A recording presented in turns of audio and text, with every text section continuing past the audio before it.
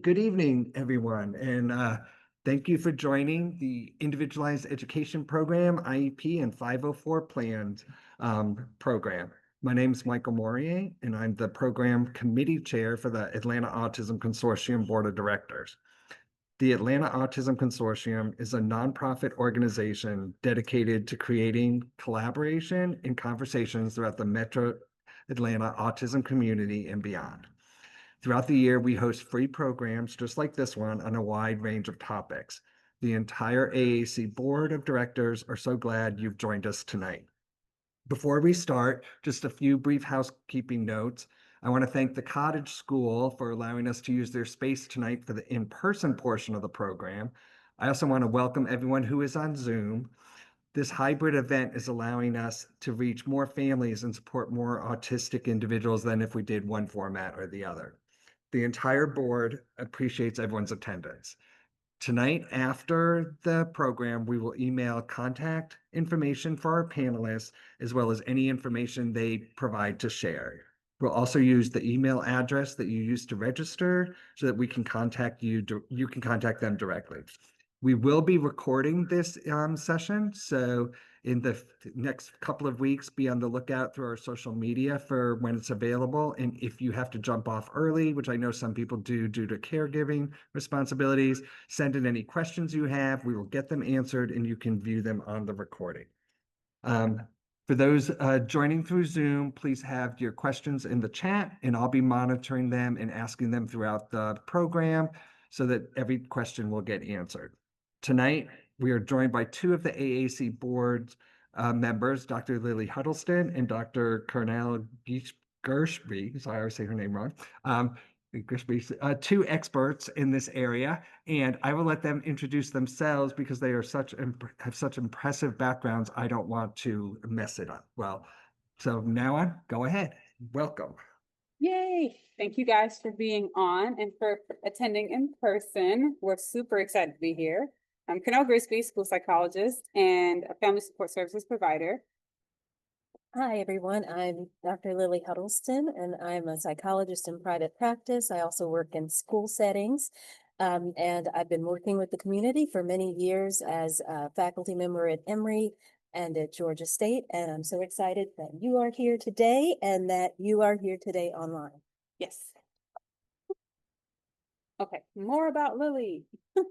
So I won't read through my bio, but for the people who will receive this later, you can read some of this information.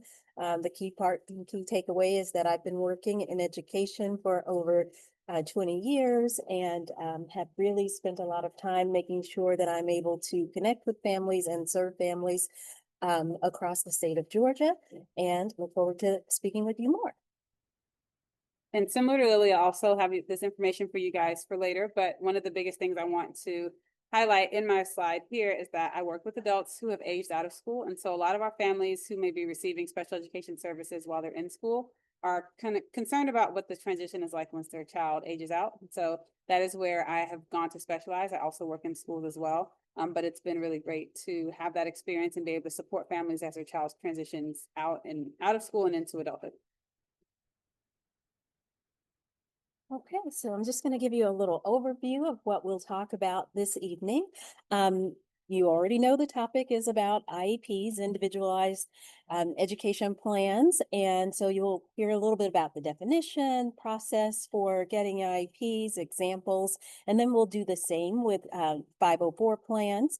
We'll do a little comparison between the two, and then we've left time for questions and to be able to review any documents that you may have brought for us tonight. So I'll go ahead and jump in with the first part of our presentation, which is about IEPs. So what is an individualized education program? Well, we could do 5 or 6 different presentations about IEPs and about where they came from, but I want to make sure that I give a high-level overview for this evening so that we can spend most of our time talking about the process and what to expect with an IEP. So in general, it's important to know that an IEP is a formal plan for special education services, and these plans are designed to meet the needs of students who meet eligibility criteria for special education in one of the 13 areas that's recognized here in Georgia. And when you hear about IEPs, there's certain key components that you will see in these IEPs, present level of performance, and that's really an opportunity to see where is my child, where's the student, as we start this process of developing an IEP. Annual goals. This is very important to be able to progress monitor to see how the student is doing with each and every goal. So you have to have a goal that's specific, something you can measure. It's achievable, relevant, and time bound. These are the components that you're thinking about with your annual goals. And that's what the IEP team is able to monitor throughout the process to look at the child's progress and then make changes as necessary. Also, the IEP contains any of the services and supports that will be provided. Those are all documented there. It's a legal document, so we want to make sure that everything that you have discussed is reflected in the document, including any accommodations or any changes about the learning environment, where will learning take place, and things of that nature. So when you're thinking about IEP goals, these are some of the areas that may be a part of the IEP. And it really depends on the needs of the students, but most IEPs will see academic goals. For individuals with autism, we often see communication goals because that's a key area that we focus on. Social goals, also one of those key areas, behavioral goals, executive functioning goals, and then functional life skills goals. And I'll take just a couple of minutes to look at each one of these areas and share with you some examples of what you might see for these types of goals. Okay, before you move on, there is a question about eligibility. If your child has a medical diagnosis of ASD, is the school required to provide an IEP? That is a great question. That's a good question. You want me to take it? I think you should. Okay, all right. So in terms of a medical diagnosis, this is a question that comes up quite a bit, and it comes up from our parents of children with autism, ADHD, a range of conditions that are diagnosed by other medical professionals and private psychologists. So the answer to that question is the medical diagnosis is something that is considered by your IEP team. The IEP team will take that information. It's not an automatic, you bring in your diagnosis and it automatically translates into an IEP, but there still has to be the eligibility process that takes place. So that means that diagnosis can be a part of the evaluation. The team will consider that as well as other information that will be gathered as a part of the evaluation process. So in many cases, it can help to expedite the process because some of the same testing and information that your local school psychologist may be collecting may already be contained in a private evaluation that they're then able to use and make a part of that eligibility meeting. That was beautiful. All right. Any questions here about that process? Okay. All right. So we'll go on to some examples of IEP goals. And eligibility is a topic that we could definitely talk about separately and do a whole other presentation because, just learning about the assessment process and all of that. So maybe part 2. So right now we'll talk a little bit about academic goals. And this is just one area of academics that may come up. This is an example that would be something that might be seen for a kindergarten student. So in terms of academics, if you were looking at phonological awareness, which we know is one of the building blocks for being able to read, a goal could be that the child will have a basic understanding of phonological awareness and really looking at some of those initial sounds. And then it's important for the team to look at what can the child do right now. So if the child, say, doesn't have recognition of sounds, then that's the baseline. That's where the team is starting. And then it's important to get a measurable target and criteria for progress. So the team will plan the appropriate intervention and then have a criteria to meet and a way to assess that on a regular interval to see how the child is progressing, and then a goal at a date at which you expect that to be met. So here the goal is, the hope is that it would be met in April, starting say at the beginning of the year. So in terms of communication, there are so many different areas of communication that could be addressed. Expressive communication and language skills and receptive skills. But in this example, we're looking at a student who is not yet responding to questions like what questions and where questions, and being able to understand those within context.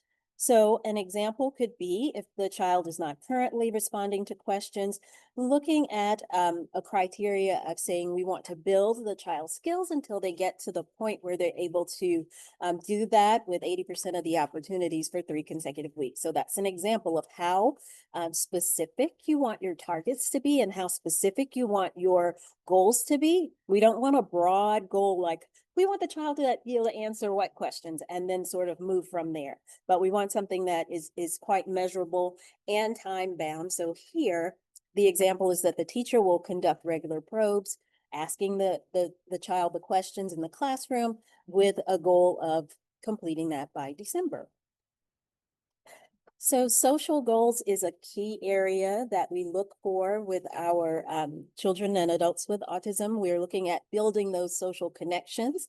And it's important to know that all of the learning does not have to take place within the bounds of the typical classroom. So this goal is a goal that is set to take place during recess, because this is a great opportunity for those social connections and interactions to happen. So here we're looking at whether or not the particular student is able to initiate interaction with peers. And I won't read through the entire thing, but when you look at the measurable objective, really looking at how many days is the child able to initiate and make those overtures to connect with others. And then it's important to say, well, what does success look like and how you will assess that. And this is an example of a behavioral goal related to emotional regulation during transition. Sometimes our students can have difficulties with changing from one class to another, from one activity to another. So this may be a good area to focus on for measuring progress related to emotional regulation. So here, the baseline is that the student becomes upset when asked to transition from one place to another, from one task to another. So the baseline is that that happens about during 30% of the transitions. So there's a measurable objective looking at the end of the period to be able to observe the child growing in this specific area by using a coping strategy, whether that's going to a cool down corner or having signals to make sure the child knows that a transition is coming, making sure that it's specific to the needs of the child, and then assessing that on a regular basis. And so let's take a look at executive functioning. This is for an older child. Often children may have difficulty sort of organizing themselves to start a task, knowing how to jump in. The teacher gives an instruction about what they're to do or their task that they need to take part in, but they're having trouble really getting going with that activity. So this one is around task initiation. How do you get started? So looking at the baseline, we're looking at a student that almost always has struggles really jumping into a task. And so the goal is that within 5 minutes of instruction, the child will begin to break down their to-do list and start tackling the things that they need to do. And then looking at what is success and monitoring it, and then having accommodation and supports.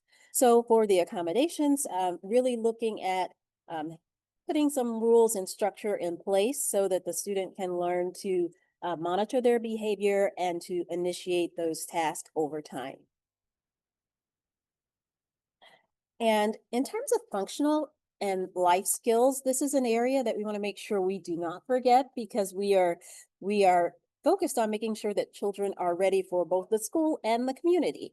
Being able to navigate as they move forward really relies on their ability to implement these functional and life skill goals. So this goal is around using public transportation. So here we're working with a young person who has not yet learned how to navigate public transportation to and from school and other places that they're interested in going. And so it's a part of the IEP team's goal to make sure that the student breaks that task down. What is the correct bus route? What kinds of things do I need to know in terms of what stop to get off to get to my destination? And then starting to work on those areas and work toward mastery with those particular goals. So as you see, there are a lot of different areas that can be addressed by the IEP and IEP team, and it's important to know your student, what your student's needs are, and ensuring that those things are systematically addressed within the IEP. So I'll pause here. We have a number of different places for questions. So do we have any online or in person?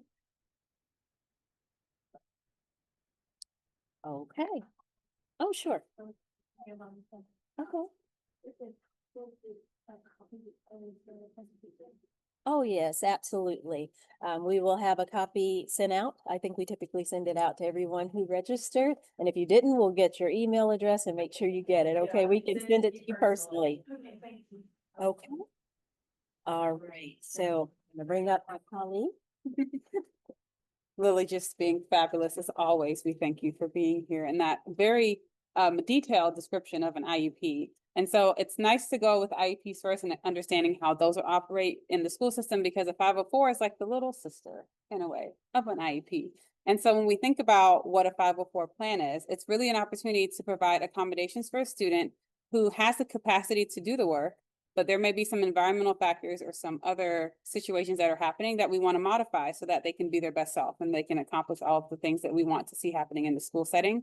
And so you think about a 504 plan as an opportunity to assess areas where we can make some adjustments, but we are seeing a student is able to do the work with those adjustments in place. It's a little bit different than an IEP. It's less intensive because a lot of times students who have a 504 plan, they could be going through something that is temporary. An example of that could be if their parents are going through a divorce, if they've recently just moved from one place to the other, if they've lost their home in a fire and are going through a lot of tragic emotional distress that may not be chronic or long-term, and it's just causing an current impact in their academic experience. These are some examples of when a 504 plan could be a good fit for a student, but also it's important to understand as parents, when you're advocating for your children, that this is an option that you can consider. I think a lot of times parents believe that the only way to get help for their child in the schools is to have an IEP, and that is not the case. However, it is important that your school team is explaining all the options, and so this is just one of those that we want you guys to consider. Any questions? Yes. How know if 504 plan, right, your child versus is it or? That is a great question. So if they couldn't hear on there, the question was, how do we know if a 504 plan is right versus an IEP, and is it an either or, right? And so in most cases, similar to what Dr. Huddleston described, we're always going through a process. Whenever we have a child who's having any difficulty learning in the school setting in any capacity, whether that's socially, academically, cognitively, we want to go through and assess meeting the child where they are, figuring out what the factors are that's causing the difficulty, and then we want to remediate it from that way. So in certain situations, if we have a child who is experiencing difficulty, but it is because of a situation that we can adjust and accommodate for those concerns, then a 504 may be a great option. When we look at a child who has more chronic or ongoing concerns that is significantly impacting their ability to be successful in the classroom setting, then an IEP may be more appropriate. You are not able to implement a 504 and an IEP at the same time. Typically, you're going to have one or the other. And sometimes it may be that a student may come in with an outside diagnosis, and the team is seeing that in most cases they do fine, but in this one particular class, we see there's a little bit of difficulty because of their outside diagnosis. A 504 plan could be a great option for a student like that. So an example could be that if we have a child who has autism and they are typically their classrooms are pretty calm, but when they go to recess, the noise, is really loud for them, or the cafeteria is another good example where they may have a difficult time because of the noise. So although they do have an autism diagnosis, they're able to manage a lot of their symptoms in the classroom setting fine outside of that sensory overload. So what we could do is utilize a 504 plan to implement things like when they go to lunch, they can have headphones. That is a simple accommodation to their eating environment that does not require us to change anything about how they're eating lunch and allows them to still accommodate their needs. So that would be an example. If we see that same child who has that sensory, where the sensory overload is a lot for them and it's now impacting every area in which they go to school in any classroom setting, then at that point we may say, you know what, we may need more intensive supports and an IEP may be more appropriate to consider.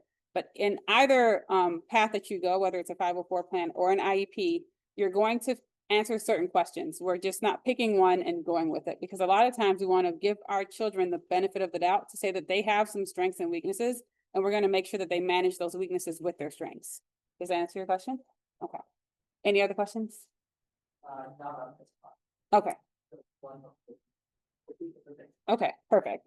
And so we do want to give you guys the legal jargon behind it. A lot of times we want our parents to understand that our schools are doing the best that they can with what they have. And so Dr. Holstead and I are both educators. We work in schools. We understand that it can be difficult to feel like your child is the priority because there's so many other students. And as a mother myself, I do understand on both ends. As an educator, it is a lot to manage in the school setting. As a parent, you want your child to be a priority, right? Because they're the priority to you at home. And so we want you guys to be equipped with all the information to advocate justly and equitably for your child. And it's important to understand that there are laws that may make it difficult for you to get the thing that you want, especially if it's not appropriate for your child. In most cases, we want our children to be in the least restrictive environment, which means the general education classroom with all of their other neurotypical peers. And when we cannot achieve that successfully, then the other options like a 504 plan or IEP come into place. But the goal is that we're always making sure that we keep them in as least restrictive of an environment as possible. Okay. So we talked a bit about accommodations. And so that's the key word for a 504 plan that I want everyone to keep in mind. When we think about how we're going to support a student through a 504, we're making some slight adjustments. A lot of it is environmental, to how we can help the children access the same education that their peers are going to access. And so the goal is we're not changing how they're learning. We're just making it a little bit easier for them to access the same information. They're going to take the same tests in the same format, but we may be able to make some accommodations so that it's easier for them to show us what they know and to be their best self. And so we can see these different examples here of classroom environment changes. We can do some accommodations to testing and how we do assignments and other areas of the school setting as well. So sometimes going to the other accommodations section, an adjusted class schedule or even a change in your teacher could be an example of an accommodation. Now, in most cases, if we're changing teachers and we're keeping everything else the same, that may not require a full-on 504 plan. But if we see that it's important that whatever teacher the student has is interacting with them in a certain way to make that environment easy for the student, then a 504 plan may make more sense. But there are definitely alternatives, and I want to make sure that our parents understand that when you ask for help for your child, there are multiple ways that can look like. So we don't want to put the pressure on the IEP because it is not a magic pill. The IEP is not going to fix everything. Does it make it easier for us to have consistency? Absolutely. And if you have a child who has significant concerns and there's an opportunity for them to move to another school or to another state, an IEP is great for that because it does allow for those modifications to how they're learning in that IEP to follow them. The 504 is a little bit different, where you would have that conversation at the new school about putting things in place. But sometimes changing schools can be an accommodation in and of itself. We really want to give the child the opportunity to see where they are with a 504 plan before we require it for them. This is definitely something that comes as needed based on the circumstances. Any questions so far? Any questions?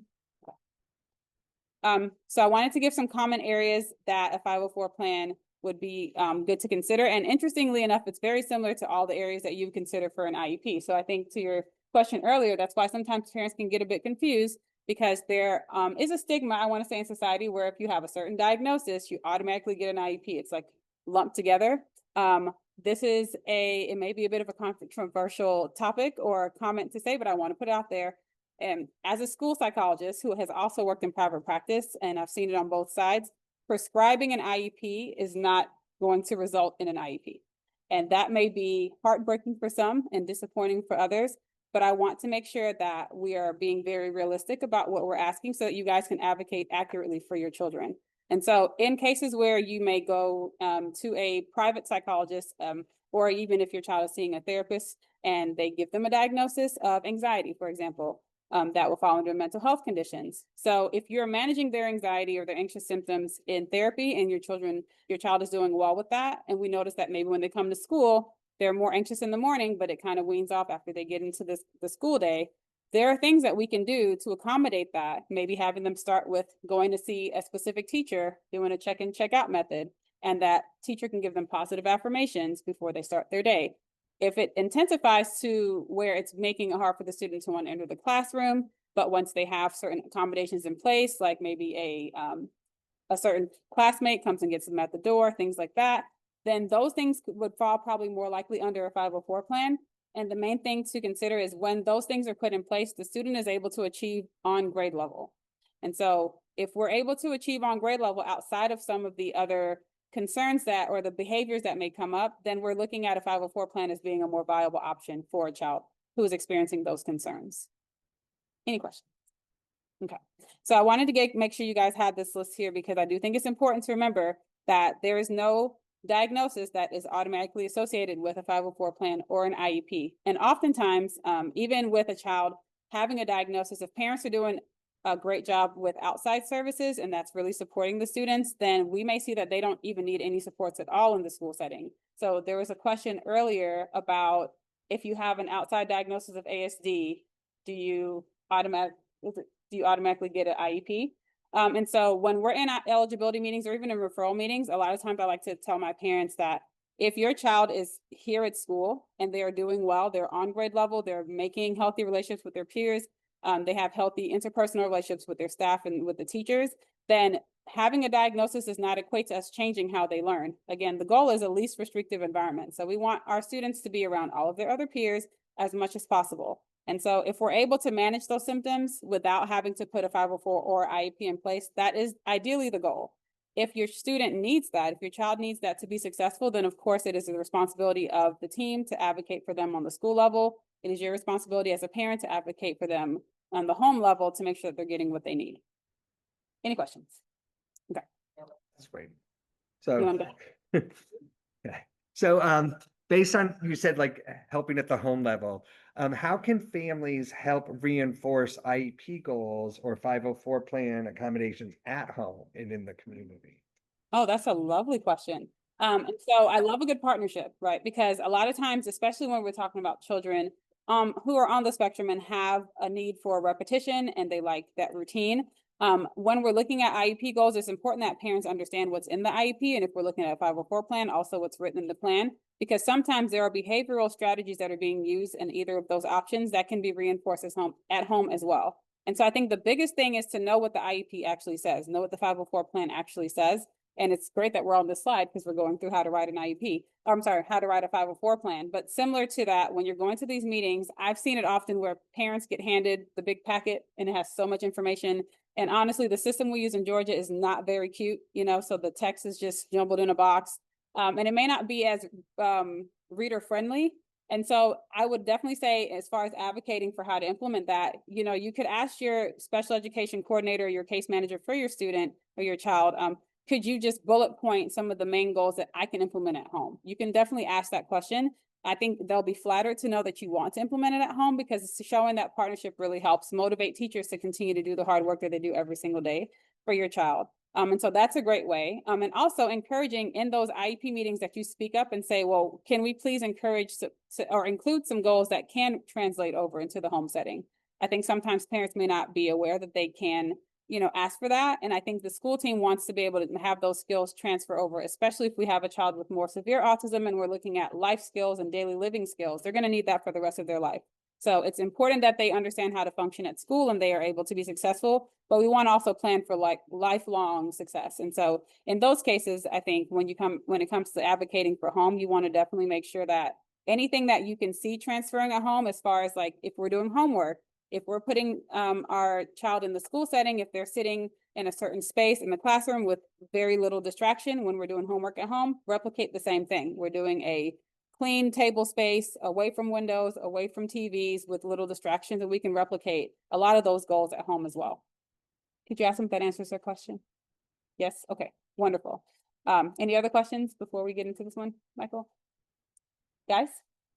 Okay, so looking here about how to write a 504 plan. These are steps that you're going to take with your school team, so don't feel the pressure to do this by yourself.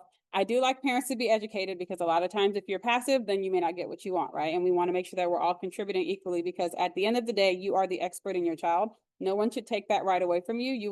No one will know more about your child than you. And so it's important that you bring that to the table when we're having these conversations. And so when you're going through these steps, the goal is to make sure that you're being realistic about what your child actually needs. I have seen some pretty elaborate requests for 504 plans and for IEPs because we're thinking about our child as our loved one in our home that we want to be comfortable. When we think about them being in the school setting, they are one of many. So it's important that we're keeping that into consideration. We're thinking about what is realistic to be provided to them in a school setting and asking those questions. Is this available? And there's a yes, a no, or maybe, right? There are multiple answers to that question. But at the end of the day, we want to ensure that whatever plan we put in place is addressing the specific areas of need and that when those needs are being met, that we should see the success we want for the child with the plan. Any questions? Okay. So here's some key takeaways. And the first one is probably the most important thing. A 504 plan is an accommodation, not a modification. So like I said earlier, a lot of students who are great candidates for a 504 plan have the capacity to achieve grade level success. So as a parent, if you have a elementary school student, a lot of students will take the MAP, I believe, MAP testing. So those benchmark tests they take in August, December, and April, I believe, in most schools or around that. That's going to give us an idea of how close are they to target for their grade level, for their Lexile, for their math achievement. If we have a student who is doing well without the anxiety, without the distractions, without the behavioral dysregulation and all those things, they're able to meet those targets. A 504 plan would be a great way to support them. And we can look at accommodating some of the things that makes it difficult for them to show us what they know.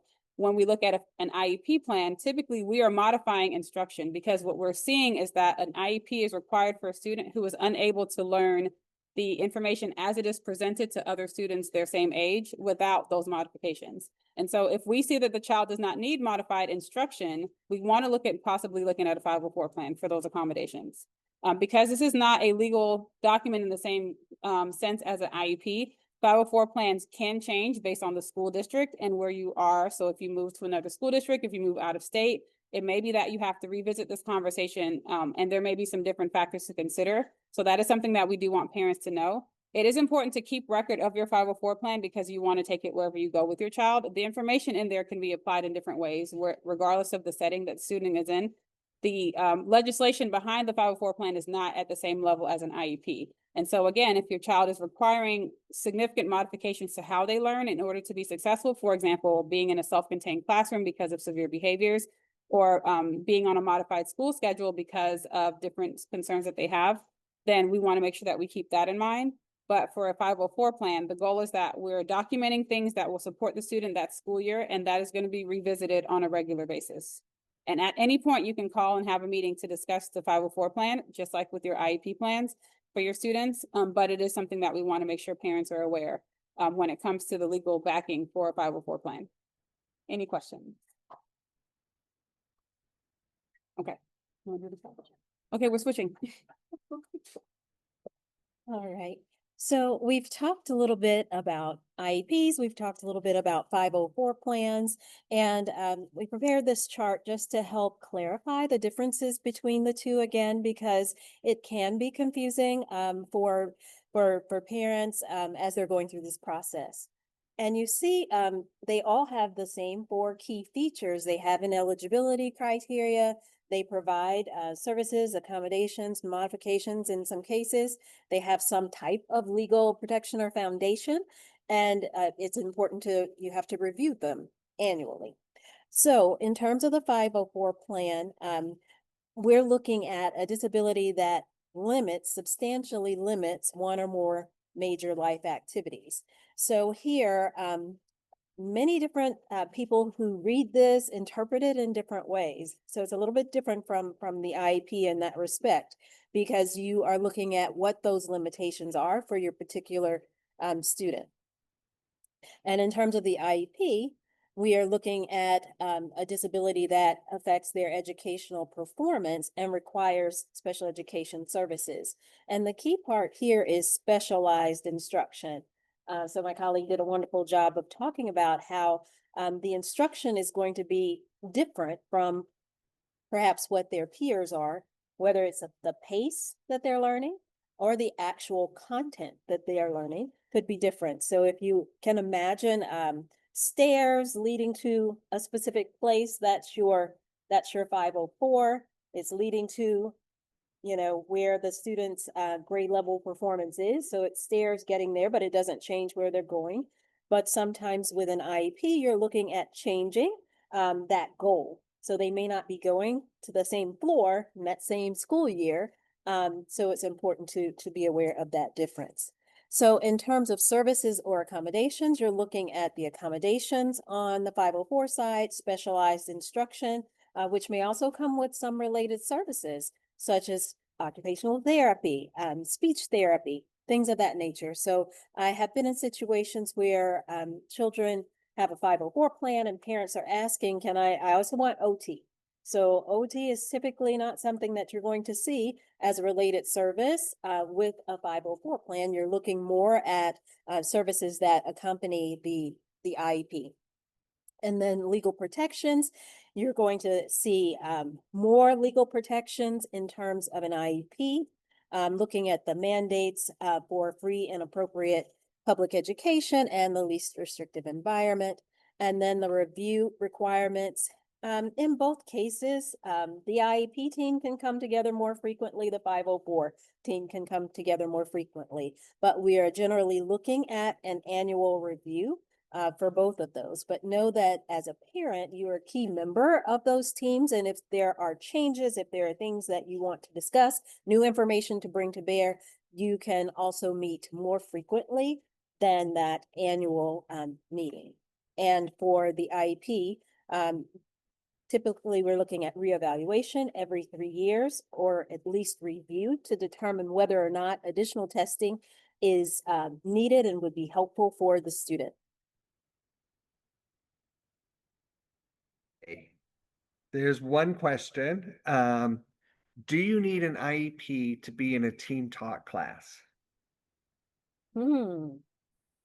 That's an interesting question, like a co-taught class, I'm imagining, that where there's a special education teacher and a general education teacher. Well, given the nature of those classes, they are going to have students with and without IEPs in those classes. If you are specifically requesting to be in one of those classes, in most cases, it would be a part of this process of going through the eligibility and things of that nature. So if you want to ensure, or you're hoping that that is your child's placement, it would have to come through and be guided by the evaluation and the eligibility. But it could be the case that a child without an IEP is in a classroom with a special education teacher. And when co-teaching is done at the optimal level that we want to see it, it's seamlessly done in such a way that you may not know who is the child in the classroom with the IEP and who is not. You may not know who the special education teacher is. So those true co-taught classrooms can be done in such a way that all of the children are able to benefit from being in that space. Okay, another question is, how are goals decided for the IEP? All right. That's a key part of this process. So in terms of the goals, the initial goals are generally developed after the evaluation and the team comes together and they review data. It should all be data driven, looking at what the child's areas of need are that were identified through that evaluation and through the experience that the teachers have brought, as well as the parents. So that's the initial goals. As a child begins working toward those goals, it is really a dynamic process where you look at how the child is responding to the interventions and support, and then you can change the goals as you go through the process. So it's really driven by the data that's gleaned from both the evaluation and the information that the teachers bring to the table. So you're looking at what are those areas of deficit, those areas that are most challenging for the student are typically identified as the initial goals, and then you begin to move from there. Okay, and then back to 504 plans and co-taught classrooms. Can you access a co-taught classroom or get that service through a 504 plan? So just to make sure I understand, the question is similar to with the IEP, are you able to be in a or request a co-taught classroom with a 504 plan? Is that your understanding? Yes, yes. So similar to what Dr. Holston said, it is very common that students who are placed in a co-taught classroom will or will not have an IEP, and some of those students throughout the year may develop a 504 plan because, like I said, there are many ways that you can receive a 504 plan services. You could have a tragic situation happen or a short-term situation happen. For example, I know when I was in 9th grade, I had a soccer injury because I played soccer. And so I couldn't walk to the trailers where my health class was. So that required me to get a 504 plan temporarily to receive supports to get back and forth to class. So things like that can happen depending on what classroom you're already placed in. And I have seen in my experience with different schools where sometimes the school team will review a student's progress, their behavior, their academic supports, and there is opportunities where students can be in classrooms with that are co-taught without having an IEP or even a 504 plan. But it is not something that we would recommend expecting to have that co-taught placement be given to you just because your child does have a 504 plan. A lot of times, regardless of who the teacher is, if they have a 504 plan or an IEP, the expectation is whoever is instructing them is following those guidelines in those documents.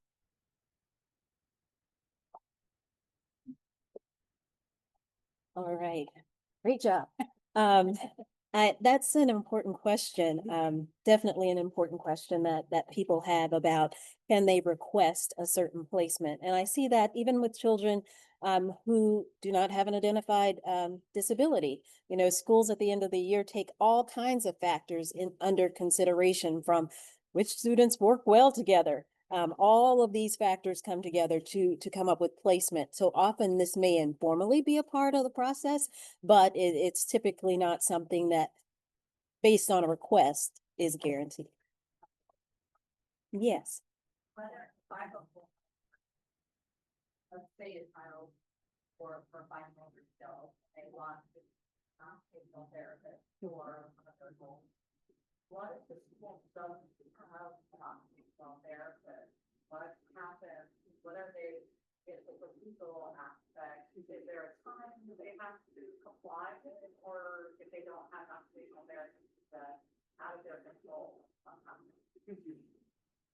That is a wonderful question. Yeah. So the question was, what happens if a student requires fine motor supports through an occupational therapist, but there's not one on staff? Is that accurate? Okay. And so a lot of schools, as we all probably know, because we're close to education or we're kind of aligned in some way, a lot of schools do have positions of shortages right now, specifically for those specialties. So speech language pathologists, occupational therapists, physical therapists, school psychologists even. And so what we've seen is schools have been transitioning into a more virtual model to at least have someone come in to provide those services. That is not a guarantee, and there are definitely more significant discrepancies in more like rural areas and just like less populated areas for students to get all of those services. And so a lot of times the schools have to do their very best to provide that, because whatever is in the IEP plan specifically needs to be upheld. I often encourage parents, there's a joke that we learned our first year, Lily and I actually went to the same school psychology program, that they would tell us, school systems, public education systems are required to provide a Ford, not a Cadillac, right?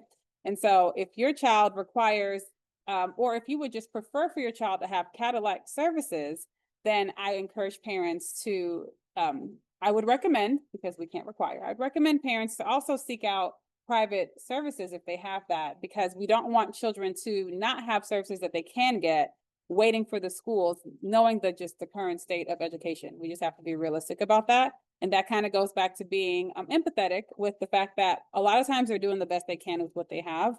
And if your child requires more than the school can offer, and it is important to advocate for them getting what is mandated through their IEP, as a parent, you have the right to also say that, you know what, we probably can do a little bit more on our part as well, just to ensure that our child is not at a deficit because of maybe the state of their school, but definitely advocate for that. And so what I've seen, like I said, a lot of schools are going into contracting out to virtual models so that they can have those providers in-house to meet those IEP goals.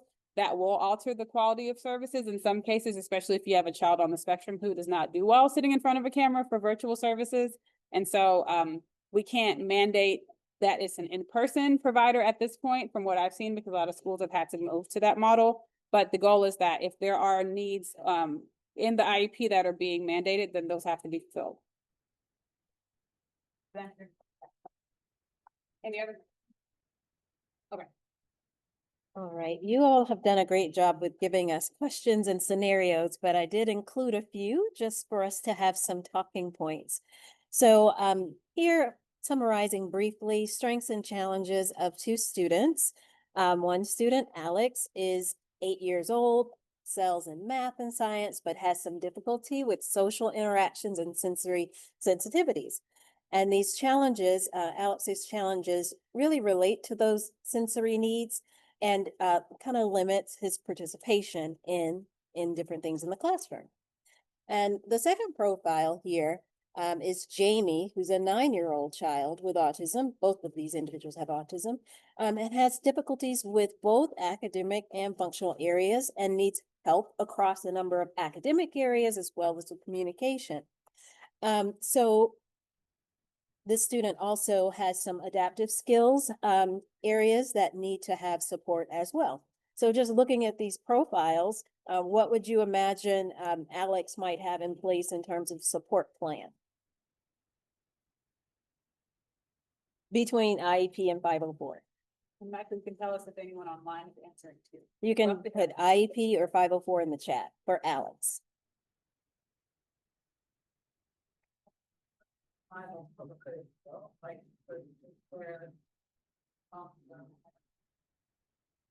Okay, so I would say probably a 504. It will be revealed, but a lot of it is about the sort of the intensity of the behaviors and the responses. So that part is, you know, sort of that wild card that we would have to know there. So this just gives us a little snapshot. In terms of online says 504. All right, very good. So with Jamie, given the comprehensive needs that are there, this is our case example that would most likely need an IEP because we are looking at reading, writing, communication, substantial changes happening in the students' programming and the need for specialized instruction. And adaptive, which I think is often an underrated area. The adaptive concerns. Absolutely. Yes, yes. So with Alex in the classroom, we see that Alex is able to do well academically, but does need extra time. So if you think back to the 504 presentation part of that presentation, extra time is one of those common things that you might see on a 504. And Alex also benefits from structured environment and clear instructions.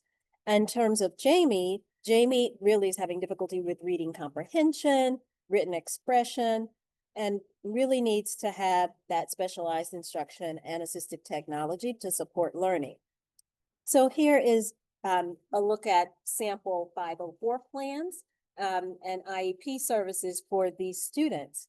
So for Alex, we'd be looking at extra time, a quiet space for testing to accommodate sensory needs, and regular breaks just to sort of break up the classroom day and address sensory needs. And then for Jamie, here we are looking at the specialized instruction. So this would be back to earlier in my presentation when I talked about what some specific goals might be around reading, specific goals around writing. Those would be areas you would want to make sure you were documenting in the IEP plan and making sure that those are being monitored. as well as bringing in those related services such as speech and language therapy, occupational therapy, and assistive technology support. So you can see that it's a more comprehensive sort of plan and services that are needed for Jamie. And then with Alex, accommodations or changes to the environment rather than the actual content. So again, the key takeaways for parents is just very important to bring your knowledge of your child's strengths and their challenges to those meetings to be able to provide the team with the information that they need to support the student. And it's also important to know what those eligibility processes look like from whether you have a private evaluation that you're bringing in, what the timeline is for initial eligibility within the school setting for an IEP, and then knowing that 504s also have a process. Even though it's a different process, often it's a more expedited process in some cases without the sort of 60-day timeline and things of that nature. A 504 can be put in place relatively quickly, but there's a process nonetheless. And then knowing what the legal protections are and the review requirements, because you don't want to create plans and never look at them again. You shouldn't see the same plan for a child without changes happening, especially if you're not seeing the progress that you are hoping for and expecting with the student. So I don't know if you want to come back up. We do have some resources here. Yes, sorry. So just really quickly, I wanted to link the legal the legal landing page from the Georgia Department of Education for IEP so that parents have all the accurate information when you're going into the schools. When we are making decisions about eligibility, we are going straight from Godot or Georgia Department of Education. And so oftentimes I let parents know I do not have a secret box over here. I don't have a secret book where I'm just pulling out information and deciding whether or not your child qualifies or not. We as a team have to make a decision, and there are state regulated requirements and criteria that a student has to meet. So that link is right there so that you have all that information. The link for the 504 plan is from, I believe, Parent to Parent is where I got that one from. And it just kind of gives some recommendations and suggestions that you guys can use when creating a 504 plan for your child. So it's important to keep in mind that, again, a 504 plan is not federally mandated in the same way that an IEP is, but it is important that once one is put in place, the expectation is that the school is adhering to it, and anyone that is instructing your child should have access to their 504 plan and their IEP. All right, so you have educators in front of you, so of course we have a test. Okay. And we want people online to participate. You can put your responses in the chat and then feel free to chime in here in person. So number one, are all disabilities or impairments recognized under an individualized education plan? True or false, A or B?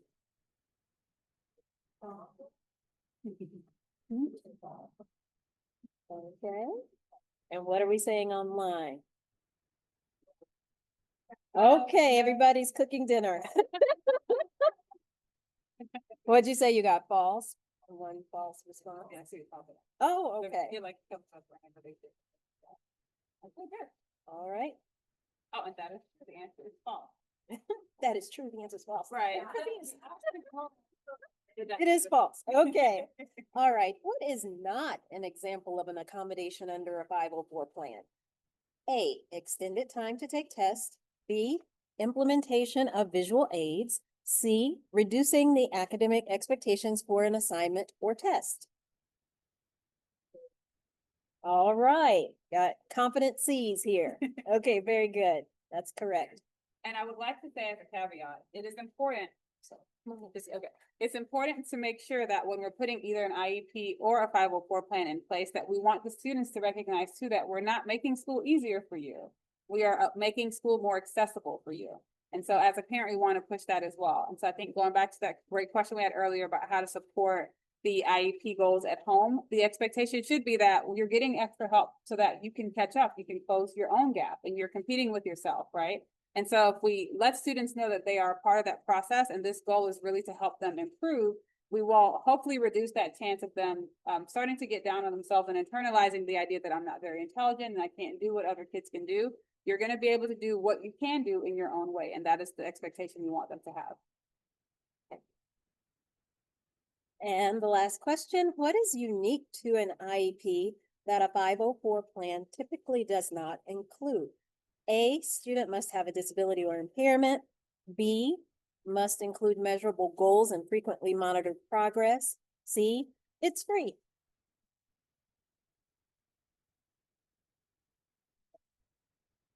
Okay, I see online we have some Bs. I heard an A.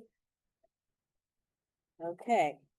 So here we're looking at the unique aspect being B, having those measurable goals and frequently monitored progress. So that's the individualized part of that plan of making sure you're monitoring where that student is at the beginning and then monitoring along the way. Oh, thank you. Okay, so we have gotten to the end of our presentation.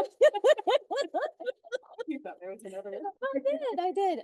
So we did carve out some time in case people brought 504 plans or IEPs that they would like for us to take a look at. We have time for that. We also have time for any additional questions that you may have. Does anyone have any additional questions? Put them in the chat. What is the difference between an ISP and an IEP? Ooh, that's a good question. So an ISP is what you graduate into once you age out of school. So an IEP, Individualized Education Program, is the actual formal name, but we call it an Individualized Education Plan because it's just, I guess, a spicier way to call it. An ISP is an Individualized Service Plan. And so a lot of times you'll receive an ISP when you start working with government agencies for Medicaid waivers or Medicaid waiver-like programming. And a lot of times you can use the same goals that you had for your IEP. I like to encourage parents to do that in those transition meetings at the high school level. You can use a lot of those same goals in your IEP, especially the daily living skills, the functional living skills, into your ISP. A lot of that is helping you integrate into the community and into society as a young adult that's transitioning out of public education or education in general. And so that's what the difference is, an ISP. Okay, and can you share some more possible specific accommodations on a 504 plan for a student with ASD? I would definitely need to know more about what the areas of concern are before I can provide more specific examples, because the idea is that even though a 504 plan is a step down from an IEP, it still needs to be individualized to the child. So if you would like to share on the chat some of those areas of concern, I'm happy to answer that question now, or if you want that to be more of a private conversation, then I think I can go back to our information so that you can send that to me directly, just, you know, to protect your information and confidentiality. Okay. Given areas of concern and possible accommodations, would love to hear these two things paired. One more time for me. It says, give areas of concern and possible accommodations, would love to hear these two things paired. So I guess, could you come up with examples? Okay. So an area of concern and then a paired accommodation. So I know I gave the one earlier about if you have a child who has sensitivity to noise. So and a simple accommodation is to have time where they can wear headphones. So that could be during recess, that could be during lunch, that could be during any sort of like programming in the auditorium that they may have, so that they can still participate without being overwhelmed or overstimulated. You could even look at accommodations such as them having lunch with a teacher in a different setting versus going into the cafeteria. As long as that does not cause a significant disruption in their daily schedule, like they don't need to eat lunch at a different time of day from their class, but they can go during their same time and then just go to maybe the cafeteria, to the counselor's office or somewhere like that. That could be an example of an accommodation as well. Another concern, actually, you guys can give me a concern and then I can give an accommodation that might be more interactive, engaging. Or if anyone has one online also, you can put in the chat. Well, but some children that are like Okay. Mm-hmm. So they may have a whole that help build the kind of help with regulation. Is that an option of Okay. child has a hard time? Like sensory? Okay. But I guess so, like that another option, like find places. So that's a great suggestion. So the question is, when a student has a lot of sensory input that they're requesting, or they want that sensory input throughout the day. How can we accommodate that through a 504 plan, possibly versus an IEP? And so you can look at options like, one, you could use a bumpy seat. So it's like the whoopee cushion looking thing with the prickly parts on it that they can sit on to get that sensory input. A lot of times, and I will let parents know, like your child, when they seek sensory, like they just need the movement. Their body needs to not be sat still. They want to be in motion. And so anything that can provide that, even a wobbly seat where it's almost like a teeter-totter situation. So they're sitting at a desk, but they're able to move back and forth. So they're getting that sensory sensation, or even being able to stand at their desk and work is something that we tend to see work well with students who like to move around a lot. If it's one where they like the compression of maybe a swing or being kind of in a confined space, we can look at a weighted blanket or a weighted vest, or more of a weighted vest or a weighted lap vest as a good option. A lot of schools have sensory rooms that they have been donated through different programming to help support that. And so it could be that we could look at a modified schedule where instead of going to recess, they could go to the sensory room for part of the day. Now, again, I think anytime we look at changing the schedule in which a child is receiving their general education, it may be that it elevates from a 504 plan to an IEP, especially if we need this every single day to keep them regulated or throughout the day, multiple times a day. The intensity really can drive the determining factor if is this a 504 plan option versus an IEP. And if it's a short-term situation like a tragic, traumatic experience where they have a lot of overwhelming anxiety right now, but it'll probably pass with therapy, then a 504 plan could still be great for the current. But if it becomes this is a whole school year kind of situation and it's impacting their ability to stay on track and continue to perform academically, then we could look at intensifying it to an IEP. Does that make sense? Any other suggestions online, or if you guys have any other things? Because I feel like that's usually what happens. Parents come in and they have a very specific concern, and it's like, help my child with an IEP. And it's like, okay. But we want to make sure that it's realistic, that we actually have the means to help them in the school setting. And also we want to have a plan that is designated specific to that concern. We have a wonderful list of resources that Dr. Hosten has put together for us, things that we want parents to have access to. Again, when you're fairly advocating for your child, it's important that you come in with information that we also as a school system are going to be using a lot of the same resources, because we want to make sure we're speaking the same language. It makes it a lot easier for everyone to feel heard. Your voice is important, your feelings matter. And we want to make sure that while you're advocating equitably, we want to also make sure you have the resources to do that. Thank you both for this great information. I can't wait to look at the slides and really digest them. It's great information. And just so everyone knows what's coming up for some of our future programs, in September, we are going to have one on online safety, and it'll be held online. So look for that. And then in October, we're having a program on housing and autism. So those are the two programs that are coming up. In the near future, be on the lookout for save the dates and or social media posts. And again, please let us know if you have other questions. You can send them in. We will send them to the presenters, and we will send everyone the slides so that they can have the information. Thank you, and hope you all have a good night.